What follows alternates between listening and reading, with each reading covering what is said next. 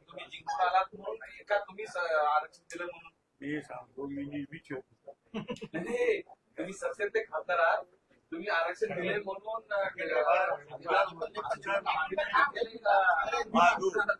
माझो खासदार म्हणून नाही, मी खासदार म्हणून मंत्री म्हणून कधी असतो. मी लोक आंदोलनाच्या दिवशी मी काय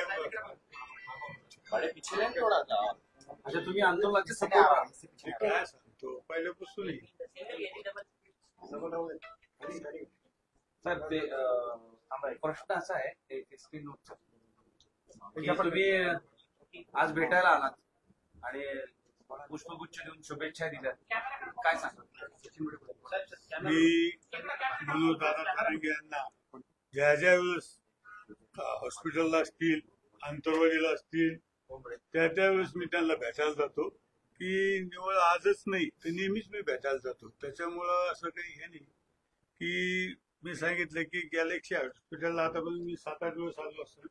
आंतरवालीला बी आंदोलन असो नसो तरी आमचे भेट नेहमी असते, त्याच्यामुळे असं काही नवीन नाही.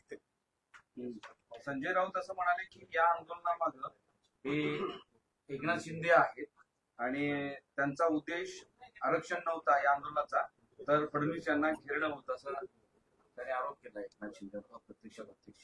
तर मला एक सांगायचं की संजय राऊतला रोज सकाळी आपण बघतो, रोज सकाळी आरोपाशिवाय आणि एकनाथ शिंदे साहेबाशिवाय त्यांना कोणी दिसत नाही. त्याच्यामुळे संजय राऊतच्या आरोपावर आम्ही काही फार लक्ष देत नाही.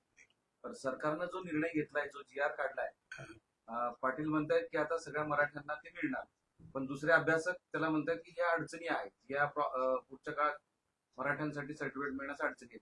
तुमचं काय म्हणणं आहे? या सगळ्या प्रक्रियेवर तुमचं लक्षच असेल ना?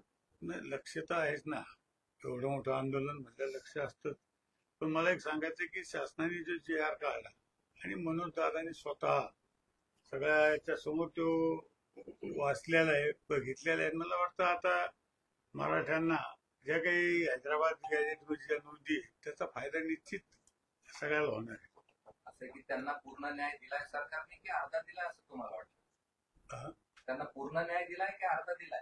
मी काय म्हणतो, आता त्यांनी सांगितलं आता जारंगे पाटलांना की आपण टप्प्याटप्प्यानं सगळं मिळून घेऊ, तर त्यांनी स्वतः बोललेले आहे. मागच्या वेळेस दिला नाही, हे मनोज दादा जारंगे सांगतात. नाही, मागच्या वेळेस तुमच्या सरकारनं दिलं होतं, तर त्यांना परत उपोषण करावं लागतं. मी काय सांगतो की उपोषण करायला लागलं, पण आता स्वतः मनोज दादांनी तुम्हाला उत्तर दिलेलं आहे आणि GR सुद्धा काढलेला आहे, त्याच्यामुळे त्याचा फायदा आता होईल. मागे तुमच्या वाशीमध्ये गुलाल उधळला होता ना तुमच्या मुख्यमंत्र्यांसोबत, तर त्याचा काय फायदा झाला? पाठीमागं काय झालं त्याच्यापेक्षा आता स्वतः जरांगे पाटलांनी सांगितलं की याचा फायदा सगळ्यांना, मराठवाड्यातल्या मराठ्यांना याचा फायदा होणार.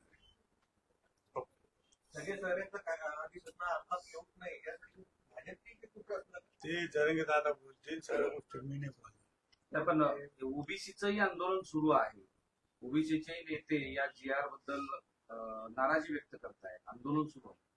त्या बाबतीत मला काही कल्पना नाही, मी काही बघितलं नाही. Okay, thank you.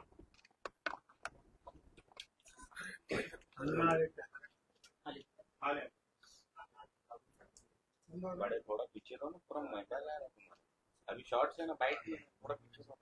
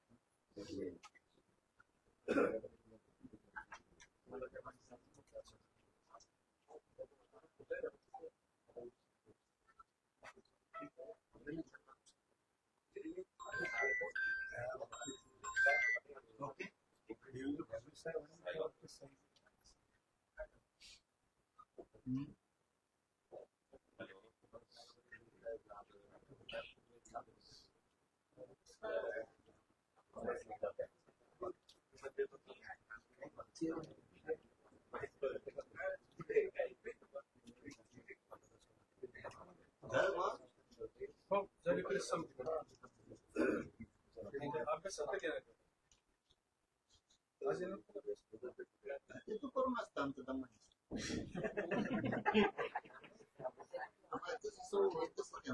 सगळे आपण पाहिजे ना आपण माझ्या चर्चेसाठी ते बातमी असं आपल्या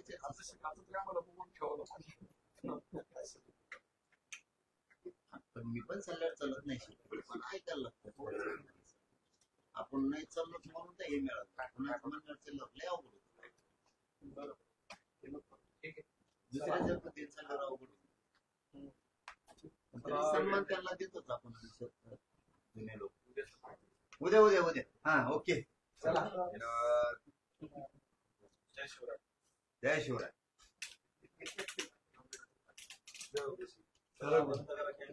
जातो सर.